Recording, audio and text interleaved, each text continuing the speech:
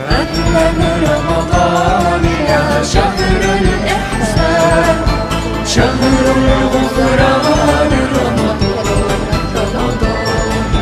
شهر الغفران رمضان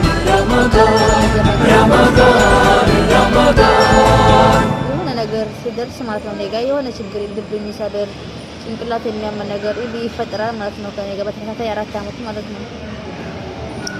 እና እንደዚህ ያጋጠማችሁ ሰዎች አሉ። እንደዚህ ያጋጠማችሁ ሰዎች አላችሁ።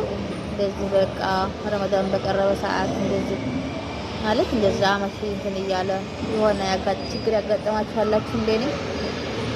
እኔ ግን በቃ ሱብሃንአላህ የሆነ ነገር ይፈጠራል። በስ ለኸይር ነው። አልሐምዱሊላህ እያልኩ ነው የማሳልፈው ማለት ነው።